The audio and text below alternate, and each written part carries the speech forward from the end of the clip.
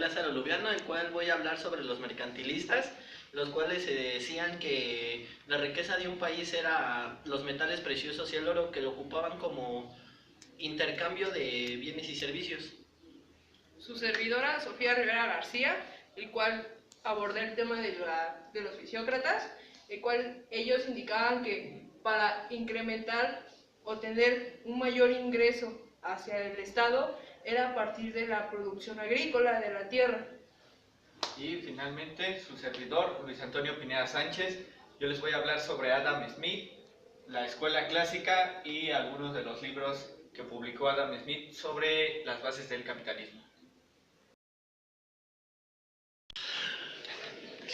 Antes del mercantilismo en el mundo europeo predominaba el modelo económico feudalismo. Surgen con la aparición de los estados nacionales durante el siglo XV y XVI. Su objetivo era encontrar la política económica la cual permitía al Estado ser más rico y poderoso. Ellos creían que la riqueza de un país era el oro y los metales preciosos, los cuales provenían del intercambio. Algunas naciones eran favorecidas y otras no. Los estados obtenían este oro mediante 3 vías. La primera era extrayendo, la segunda era por medio del comercio exterior y la tercera era prohibiendo la compra de producción extranjera. Los mercantilistas dieron origen al proteccionismo. Esto quiere decir que no compraban la exportación de otros países, se beneficiaban ellos mismos a su nación, y la intervención del Estado a la economía. Los metales preciosos, especialmente el oro, era usado como medios de pago a través del comercio exterior. Una de las características del mercantilismo era cómo el rey controlaba el comercio interior y las importaciones lograban que las exportaciones superaran en cantidad y valor a las importaciones. Ellos decían que la riqueza de la nación depende sobre todo de la acumulación de oro y plata. La ambición por tener más riquezas lleva a la conquista de nuevas tierras y nacen las expediciones. En esto podemos poner ejemplo de cómo España conquistó a México por tener más materias primas. Así surgieron las colonias de los países, los cuales abastecían de materia prima con el objetivo de crear nuevos productos, lo que posteriormente eran llevados a las colonias obligando a comprarlas. Actuaban como mercado donde los países europeos vendían sus productos a cambio de metales preciosos. Se fomenta el crecimiento de las industrias porque le permite al gobierno obtener ingresos a través de los impuestos. Las actividades mercantilistas fueron la ideología económica durante toda Europa a comienzos de la Edad Moderna. Otra de sus características peculiares fueron que las industrias para consumo interno y exportaciones, regular la economía y obtención de materias primas y un mercado para vender bienes y servicios. Uno de sus autores más representativos fue Thomas More. En 1621 publicó un discurso en el cual argumentaba que siempre y cuando las exportaciones totales fueron mayores que las importaciones totales, la fuga de metales de un país en cualquier área del comercio no importaba. Él decía que el oro y los metales preciosos no era la riqueza de un país, sino que había otros factores. Bueno, Moon argumentaba que aun cuando Inglaterra era un país rico, podría serlo más si utilizaba los cereales para cultivar cáñamo, lino, madera, tabaco y otras cosas que ahora buscamos con los extranjeros para nuestro gran empobrecimiento. Las exportaciones se deben hacer en barcos ingleses para ganar en el seguro y cargos de flete. Al defender la exportación de oro de la Compañía de las Indias Orientales para pagar bienes, Moon argumentaba a favor de un comercio multilateral más que bilateral. Como Thomas Moon decía que no solamente el oro era la riqueza de un país, surgió un nuevo pensamiento económico llamado los fisiócratas. Los fisiócratas. A mediados del siglo XVIII, la economía francesa se encontraba en una mala situación por el rey Luis XV, el cual llevó a Francia a guerras innecesarias que agotaron el dinero. afectadas por ideas mercantilistas que restringían el comercio, el producto de la agricultura y de la tierra decrecían. En esa época el Estado estaba dividido por el rey y el clero, el cual era la máxima autoridad, el terrateniente, que era el propietario de las tierras, y el agricultor. Los agricultores entregaban la mayor parte de su producto o cosecha al terrateniente. La nobleza y el clero eran dueños del país y no pagaban impuestos. La fisiocracia surge a partir de la situación económica francesa. Los principios fundamentales de la escuela de los fisiócratas son 4 aspectos. El primero, orden natural. Esta idea se basa que las leyes de la naturaleza gobiernan a las sociedades humanas. Todas las actividades humanas se deben poner en armonía con esas leyes naturales. En conclusión, disfrutar de los frutos de su propio trabajo. La segunda es laissez-passer, que es dejar hacer, dejar pasar. Los gobiernos jamás debían interferir en los asuntos económicos. Los fisiócratas se oponían a las restricciones feudales, mercantilistas y gubernamentales. Una énfasis en la agricultura. Impuestos a los terratenientes, ya que estos solo recibían las riquezas que los agricultores producían. La máxima ilustración de la escuela fisiócrata fue Quesnay, que es proclamado como el padre de la teoría. François Quesnay, hijo de un propietario de tierras, fue el fundador y líder de la escuela fisiócrata, el cual Quesnay observó que las pequeñas granjas eran incapaces de utilizar los métodos más productivos. Estaba a favor de las grandes granjas administradas por empresarios, anticipando las grandes empresas agrícolas que han surgido en nuestra época. Quesnay creó una primera representación de la gráfica de los flujos de dinero en una economía, actualmente retomada por Frank Knight de Chicago en 1930, es conocida como el diagrama del complejo del flujo circular, de compra y venta. Por lo tanto, los fisiócratas decían que toda riqueza sale de la tierra y la agricultura es la única fuente de riqueza de esta. ¿Ya? La tabla de Quesnay delinea los gastos y por consiguiente los ingresos recibidos por los agricultores, terratenientes y fabricantes comerciantes. Los terratenientes utilizan la renta del periodo previo para comprobar bienes de los fabricantes y comerciantes y alimentos en los agricultores. Así crea un ingreso para estas dos clases. El ingreso para los agricultores, a su vez, les permite comprarles bienes fabricados a los fabricantes o comerciantes.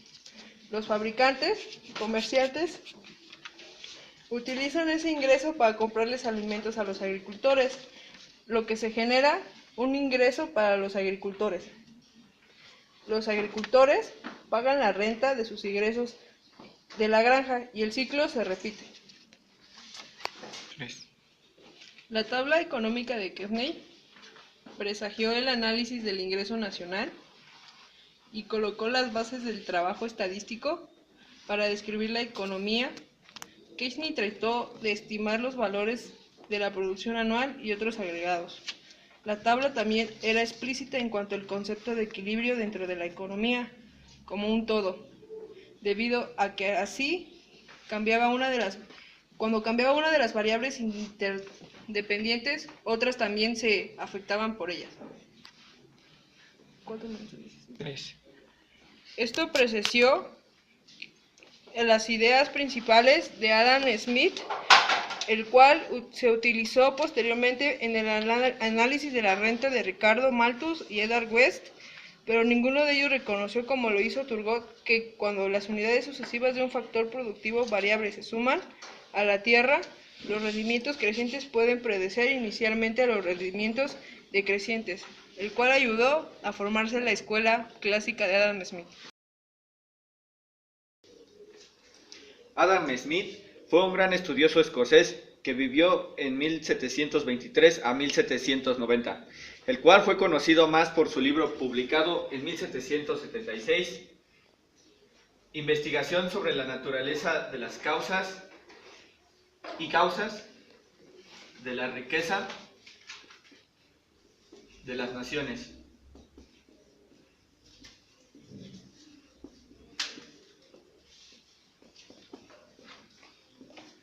pero también publicó la teoría de los sentimientos. Adam Smith tuvo varias influencias. Por ejemplo, nació en la época, en el siglo de las luces, que fue un movimiento intelectual que se desarrolló sobre dos pilares: la capacidad de razonamiento de las personas y el concepto del orden natural. Smith es en la actualidad considerado un importante economista. Sin embargo, en aquella época la economía no se había desarrollado como una disciplina independiente. La amplitud de los intereses de Smith no solo era la economía, sino también la ética, la filosofía política, entre muchas otras. La teoría de los sentimientos morales. Dice, como las personas actúan egoístamente, también estas mismas alabando a personas que fingen ser buenas. Propone que la simpatía y los valores son la forma correcta de prosperar. La riqueza de las naciones, en cambio, tiene una base muy diferente con su otra obra. Da las bases para el capitalismo moderno y la forma de llegar a la riqueza. La división del trabajo, en su primer capítulo, dice que aumenta la cantidad producida. Es poner a varias personas para realizar una única actividad para un solo producto. Smith consideraba la división del trabajo y la acumulación del capital como los dos factores principales que promueven la existencia creciente de la riqueza de la nación. También dice que la introducción al capital era principalmente un resultado de la división del trabajo. Smith nos pone un ejemplo. Cuando un trabajador fabrica por sí mismo un par de zapatos, no podía haber una sola máquina para realizar el trabajo necesario, debido a que era demasiado complicado. Pero cuando la fabricación de zapatos se dividió en una serie de operaciones sencillas, fue posible inventar herramientas y máquinas para reemplazar el trabajo manual. La creciente especialización del trabajo actúa con un aumento de la existencia del capital para incrementar su productividad. Una mayor producción nacional permite mayores niveles de consumo dentro de la sociedad, y esto último, de acuerdo con Smith, constituye un incremento a la verdadera riqueza de la nación. El incremento de la producción amplía o expande el mercado, lo que permite una mayor especialización del trabajo. Por esta razón, y no por las que deban los mercantilistas, el comercio internacional es importante, decía Smith. Cabe destacar que todo este mapa que gracias a Smith son las bases fundamentales del capitalismo actual. Los mercantilistas pensaban que el oro y los metales preciosos eran la principal riqueza de un estado, mas sin embargo varios autores como Doom, él dijo que no solamente la riqueza de un país era el oro ni los metales preciosos, sino que había otros factores para producir esa riqueza, como podría ser la tierra. Varios autores dicen que criticaban mucho al mercantilismo, lo cual provocó otros desarrollos económicos para saber exactamente qué producía la riqueza de un país. En la escuela fisiócrata, como un objetivo, podríamos decir, principal de ella era saber que el agricultor proveía la riqueza del Estado gracias a los principales cuestionamientos que hizo Kesney. Los fisiócratas apoyaron o deducieron a la escuela clásica, el cual Adam Smith tomó ideas fundamentales de los fisiócratas por el apoyo de Turgot, y fue como que se creó, podríamos decir, las bases para el siguiente pensamiento económico. Adam Smith retoma